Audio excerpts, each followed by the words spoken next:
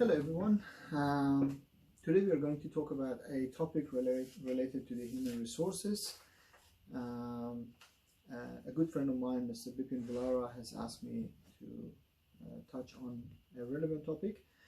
A great manager and leader himself, Bipin.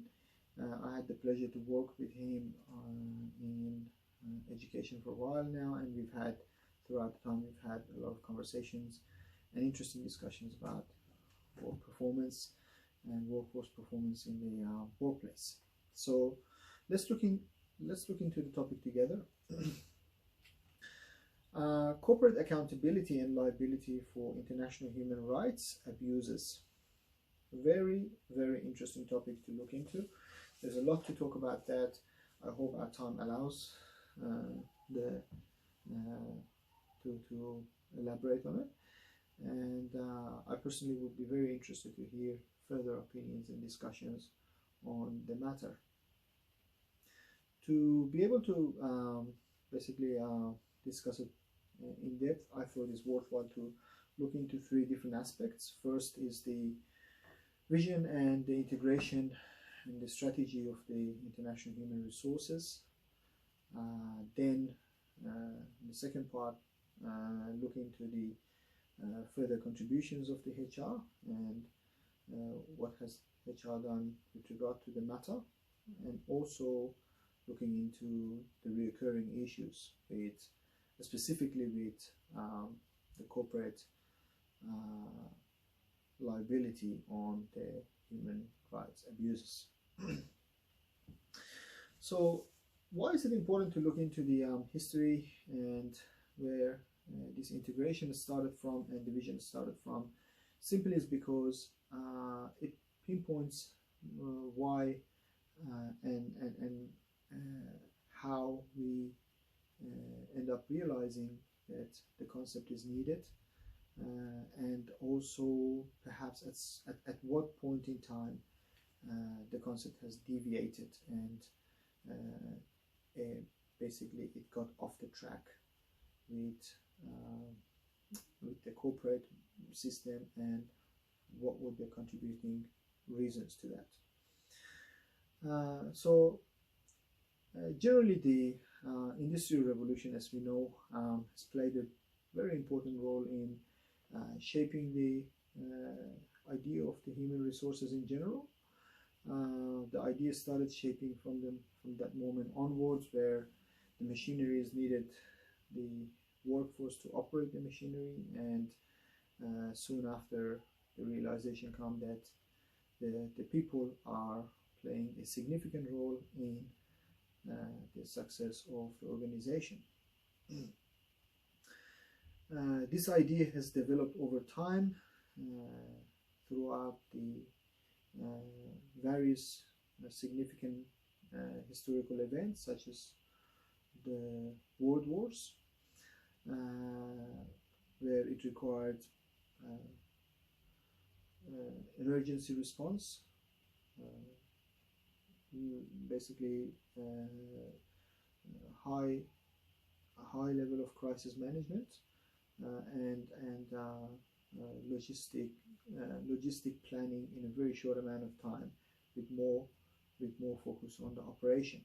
So that was one massive area that has contributed a lot into that realization. Whether it was an event that led to a victory or a failure, what were the contributing reasons, and to a basically magnificent victory at a time, or a failure that was basically due to the lack of performance of the soldiers in the moment. As we went further to time, we had more data added to the study. We had people like Abraham Maslow, Kurt Lewin. They played a big role with their studies. Of course, originally started with Robert Owen during the Industrial Revolution, and followed by Maslow and Maslow, Lewin, and Max Weber. And later on, Frederick Herzberg and David McClelland, who added to the study.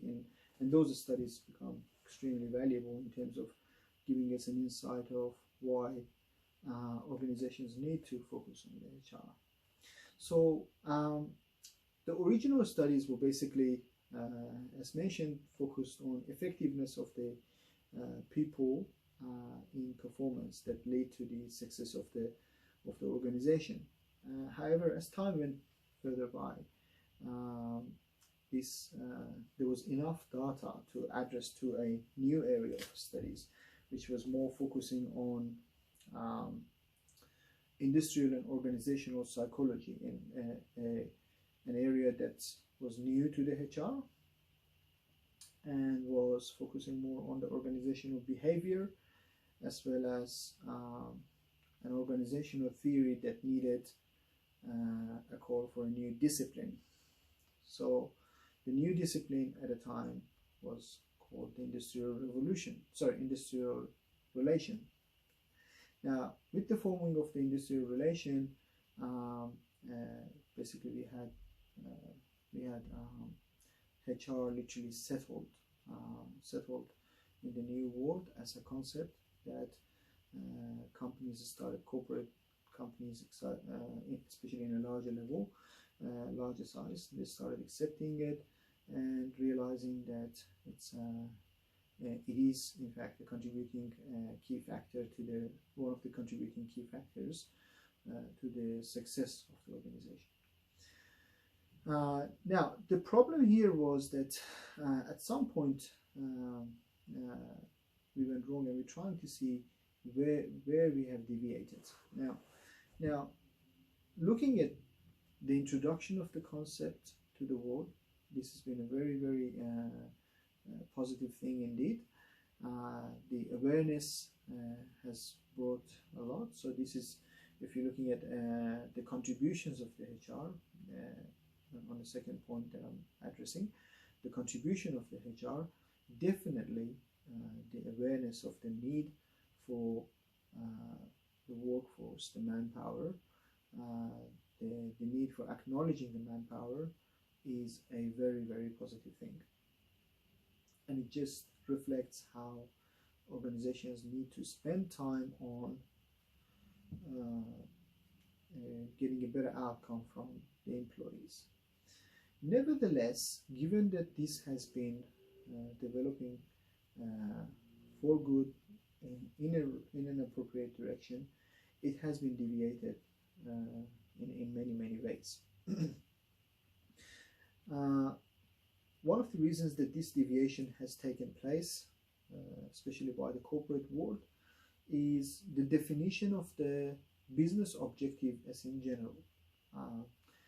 So let's put HR aside. Look at the corporate as general, and what is the objective of the business. So clearly, from the moment of the Industrial Revolution, we had the objective defined as maximizing profit. Now, concept that started from Europe has been implemented quite well throughout the world in Commonwealth regions.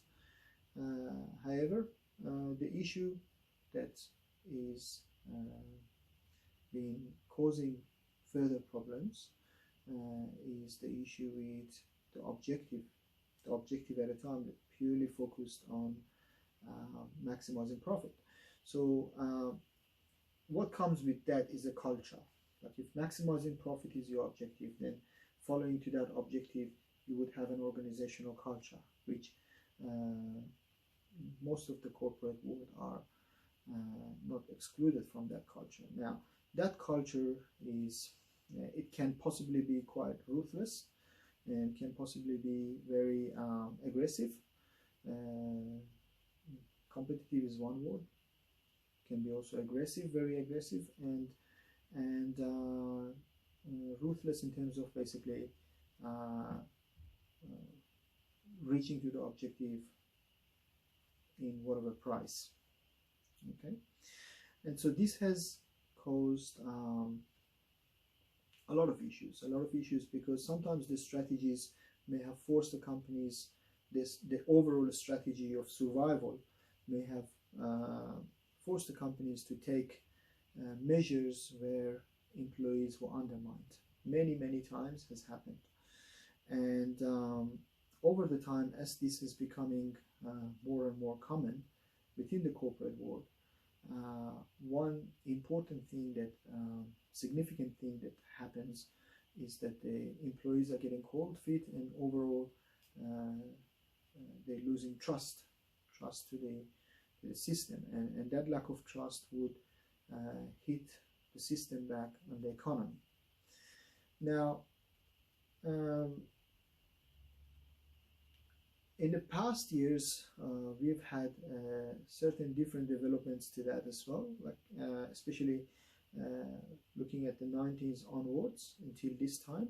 It has been this rapid, insane progression of the technology and the involvement of the cybernetics and the emotional intelligence into the businesses that is now going to define the future of the new world and the corporate system as part of the new world. Where this leaves employees vulnerable is that at this very moment, as the corporate system is facing the adjustment with a restless progression of the technology and the AI, there is less amount of time for planning and there is less amount of time for evaluation. Now, as you are well aware, we've got the life cycle of management, the planning, which is taking time to think about what we want to do, and then there is the implementation, where it requires a moment where you are effective and make action, and then post implementation, which is the evaluation phase, where again it requires time to think and rethink and try to understand what needs to be done, and take the evaluation phase back again to the planning phase.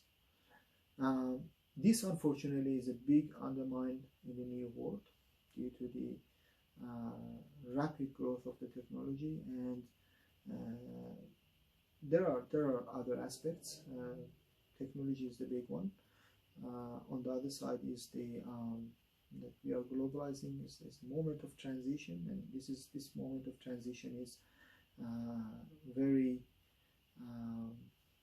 basically it's a moment of change, it's a moment of transition, so it lacks stability, and on the other side you have the corporate world trying to ruthlessly looking to their survival as well as their growth within this condition, and it can be clearly super restless and super ruthless, and the impact on the workforce and the employees can be significantly high, and the damage can be significantly severe. Now we're talking about a damage where is going to stay for a while. Why is because it has created a new culture. In the new culture, there's a huge lack of empathy for the employees. Whereas if you look into the core concept of the HR, it is all about the well-being, mentally and physically. But the system initially offered that and gained this trust, and now taking it away from the workforce, whether intentionally or unintentionally, it is taking it away, and this is causing a lot of problems. Which core of those problems is basically lack of trust of the employees and introduction of a new culture where basically employees are by far undermined. So back to the original question here. corporate accountability and the liability for the human rights. If I, as a employee, need to think that for my survival, I have to just basically work in the areas that perhaps I'm not interested in or I'm not skilled in, and I have lost the desire, or I don't have a desire for the area that I'm working in. But at the same time, I feel myself that I have to do this. It will be a very tiring process. Why I have to do this? That's another issue with today's world at the moment. People are, I would say, biggest current issue that we have with the society of the new world right now is the majority of the people are in debt, and basically corporate system is aware of that, aware of the majority of their workforce being in debt, and there's an advantage that's been taken from this situation, and it hasn't been pleasant, because unlike the core concept of HR, where it is focusing on the attributes of the workforce beyond their skill and knowledge, this is undermining the attributes of the workforce. So as a result, the employees become demotivated, and there will be huge lack of desire and for growth, and as a result, lack of persistency, which lead to shortage of skills. And this is really ironic to looking at it as a matter of fact, when you think about it in a manner that we are living in an overpopulated world at this moment, and the skills are not utilized appropriately, and basically we are, even if you are doing identifying the skills to an extent to the right place, you're still facing shortage of skills. One of the things that corporates are now facing is basically consistency with the employment of the workforce. And all of that comes down to the lack of trust that has been created, as well as lack of desire, basically. Sadly, happened all in the last 2 decades, and it's been happening in a very progressive manner. Now, what can actually make this interesting at this point of time to discuss is the current issues with the pandemic. We are going through the pandemic, and naturally the crisis with the economy was more or less predicted, that was due at this time, but no one could tell that's going to be in the form of a pandemic with the COVID-19. We are, however, now having the COVID-19 pandemic, and it is a type of crisis that severely put the new world in huge debt, and Australia is already in recession, for instance, and other countries are severely damaged by it. And it's perhaps a good time to think if there is a need for restructuring the system, what are the areas that can be modified or changed entirely to get a better outcome in the future. For instance, one of the things that naturally now has been a lot of effort has been happening towards that is that the 3-point approach with the organizational objective as we know it, where the organization's core focus is basically not just maximizing profit, it is adding value overall. So adding value in terms of looking at 3 things. Profit would be one, but there you've got your people and you've got the planet, which is the environment. As a matter of fact, if if you have to prioritize them, profit should come at the third. But in the real world, that wouldn't happen unless there is a wise support from the government and basically the lawmakers and the administrative segments of each nation and each region. So these are pretty much the issues, and given that the corporates are liable and accountable for demotivation of the employees as well as the lack of skill, nevertheless they are not entirely blamable. I like the word accountable here. They are accountable, but they're not fully responsible. And the reason is because we are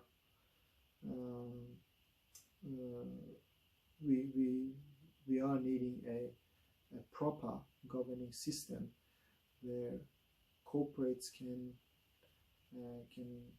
basically receive some guidance in terms of how they should implement their corporate strategy that later on forms a corporate culture. So that lack of support from the government is a key issue, and corporates are literally following the environment that the government has been created for them. It's easier to be said than done. However, it is a need there. It is a need for the governments to perhaps take measures that maybe perhaps into the audit process, look into these areas of the companies that contributes to the performance and the employees' well-being. So basically, in a nutshell, this is what I could discuss with you with regard to the topic. I am very, very keen to hear further opinions on that, and I appreciate your time. Thank you.